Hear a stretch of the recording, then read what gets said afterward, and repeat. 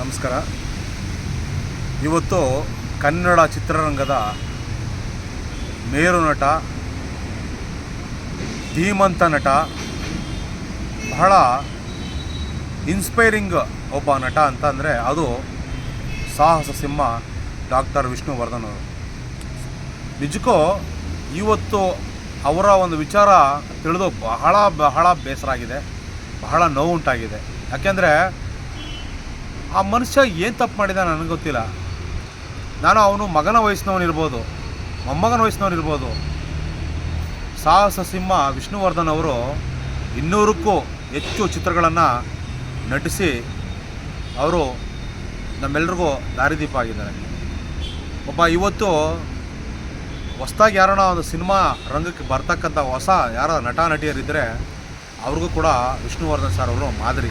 ಯಾಕೆ ಅಂದರೆ ಒಬ್ಬ ಮನುಷ್ಯ ಧರ್ಮ ಅನ್ನೋದು ಏನಾಗಿದೆ ಇವತ್ತು ಅವ್ರಿಗೆ. ದುಡ್ಡು ಸ್ವಾಮಿ. ಇವತ್ತು ಮಲ್ಕೊಂಡ್ರೆ ಬೆಳಗ್ಗೆ ಎದ್ದೇಳ್ತೀವಲ್ಲ ಗೊತ್ತಿಲ್ಲ ಸ್ವಾಮಿ. ದುಡ್ಡಿಂದ ಹೋಗಬೇಡಿ ಸ್ವಾಮಿ. ಗೌರವ, ಮಾನವೀಯತೆ ದಯವಿಟ್ಟು ಬೆಳೆಸ್ಕೊಳ್ಳಿ.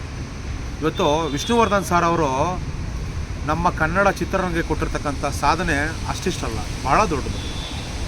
ಅವರು ಒಂದೊಂದು ಚಿತ್ರದಲ್ಲೂ ಕೂಡ ಕುಟುಂಬ ಅಂದರೆ ಏನು, ಜವಾಬ್ದಾರಿ ಅಂದರೆ ಏನು, ಒಬ್ಬ ಯುವಕನಾಗಿ ಮಾಡಬೇಕಾದ ಪಾತ್ರ ಏನು, ಅವರು ಹಲವಾರು ಪಾತ್ರಗಳಲ್ಲಿ ಬಹಳಷ್ಟು ವಿಚಾರಗಳನ್ನು ನಮಗೆ ಮೈಗೂಡಿಸಿದ್ದಾರೆ. ಅವರನ್ನು ನೋಡಿ ಇವತ್ತು ಭಾಳಷ್ಟು ನಾವು ಕಲ್ತಿದ್ದೀವಿ ಕೂಡ. ಅಂಥ ಒಬ್ಬ ಮೇರು ನಟನನ್ನು ಅವಮಾನಿಸ್ತಿರ್ತಕ್ಕಂಥ ನಿಜಕ್ಕೂ ಬಹಳ ಬೇಸರದ ಸಂಗತಿ. ಈ ವಿಚಾರವಾಗಿ ಸರ್ಕಾರ ಮೌನ ಆವರಿಸಿರ್ತಕ್ಕಂಥದ್ದು ನಿಜಕ್ಕೂ ಬಹಳ ಕಿಡಿಕಾರ್ತಕ್ಕಂಥ ವಿಚಾರ. ಸರ್ಕಾರ ಇವತ್ತು ಅವ್ರ ವಿಚಾರದಲ್ಲಿ ಯಾಕೆ ಮಧ್ಯಸ್ಥಿಕೆ ವಹಿಸ್ತಾ ಇಲ್ಲ?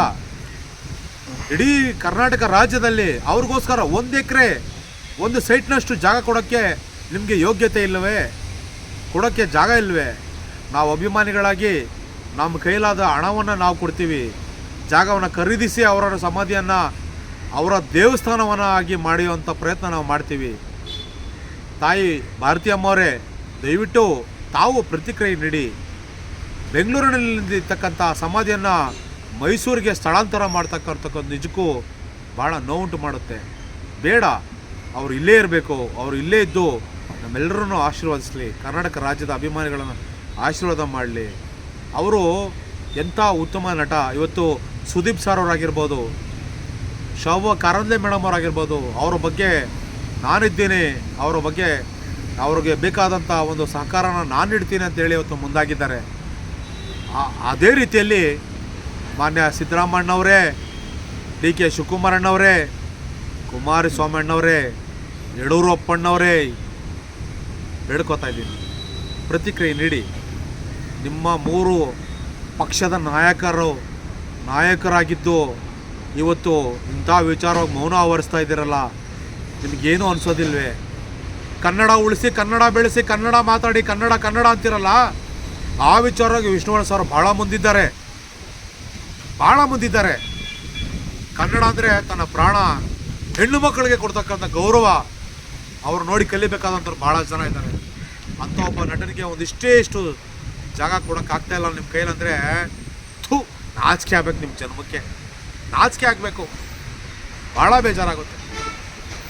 ನಾನೊಬ್ಬ ಅವರ ಅಭಿಮಾನಿಯಾಗಿ ಹೇಳ್ತಾ ಇದ್ದೀನಿ, ಅವರು ದೊಡ್ಡ ಅಭಿಮಾನಿ, ಅವರ ಅಭಿಮಾನಿಯಾಗಿ ಹೇಳ್ತಾ ಇದ್ದೀನಿ. ಎಲ್ಲೂ ಸಿಗ್ತಿದ್ರೆ ಭಿಕ್ಷೆ ಬೇಡ ಆದರೂ ಅವ್ರಿಗೊಂದು ಜಾಗ ಖರೀದಿ ಮಾಡೋವಂಥ ಪ್ರಯತ್ನಕ್ಕೆ ನಾವು ಮುಂದಾಗ್ತೀವಿ. ನಿಜಕ್ಕೂ ಭಾಳ ಬೇಜಾರಾಗುತ್ತೆ. ಪ್ಲೀಸ್ ಅರ್ಥ ಮಾಡ್ಕೊಳ್ಳಿ. ಎಲ್ಲರೂ ಒಂದಾಗಿ. ರಾಜ್ಕುಮಾರ್ ಅವರು ಬೇರೆಯಲ್ಲ, ವಿಷ್ಣುವರ್ಧನ್ ಬೇರೆಯಲ್ಲ, ಅಂಬರೀಷ್ ಅವರು ಬೇರೆಯಲ್ಲ. ಅಂಬರೀಷ್ ಅವರು ಸಚಿವರಾಗಿದ್ದಾಗ, ಅವರು ಮಿನಿಸ್ಟರ್ ಆಗಿದ್ದಾಗ ಏನು ಬೇಕಾದರೂ ಮಾಡ್ಬೋದಾಗಿತ್ತು ಅವ್ರಿಗೆ. ಅವರು ಕೂಡ ಅವರ ಆಪ್ತ ಮಿತ್ರರಾಗಿ ಅವರು ಕೂಡ ಈ ವಿಚಾರದಲ್ಲಿ ಸಫಲವಾಗಿದ್ದಾರೆ. ಇವತ್ತು ಅವರು ಇಲ್ಲ. ಅವರ ಧರ್ಮಪತ್ನಿ ಆದಂಥ ಸುಮಲತಾ ಅವರು ಮಾಜಿ ಸಂಸದರಾಗಿದ್ದಾರೆ. ಅವರು ಪ್ರಯತ್ನ ಮಾಡಿದ್ರೆ ಈ ವಿಚಾರ ದೊಡ್ಡ ವಿಚಾರ ಏನಲ್ಲ ಇದು. ಆದರೂ ಸುಮ್ಮನೆ ಆ ವಿಚಾರದಲ್ಲಿ ತಾರತಮ್ಯ ಮಾಡ್ತಾ ಇರ್ತಕ್ಕಂಥದ್ದು ಅಭಿಮಾನಿಗಳಿಗೆ ಬಹಳ ನೋವುಂಟು ಮಾಡಿದೆ. ಯಾಕೆ? ಅದೊಂದು ಜೀವ ಅಲ್ವಾ, ಅವರೊಂದು ಜೀವ ಅಲ್ವಾ. ಈಗ ನಿನ್ನೆ ಮೊನ್ನೆ ಹುಟ್ಟಿರ್ತಕ್ಕಂಥ ಯಾರೋ ನಟ ನಟಿಯರಿಗೋಸ್ಕರ ಪ್ರಾಣ ಕೊಡೋಂಥದ್ದು ಅಭಿಮಾನಿ ಬಳಗ ಕಟ್ಟಿರ್ತಕ್ಕಂಥವ್ರು ಸಾಹಸ ಸಿಂಹ ವಿಷ್ಣುವರ್ಧನ್, ಡಾಕ್ಟರ್ ವಿಷ್ಣುವರ್ಧನ್ ಅವರ ವಿಚಾರವಾಗಿ ಯಾರು ಯಾಕೆ ಧ್ವನಿ ಎತ್ತಾ ಇಲ್ಲ?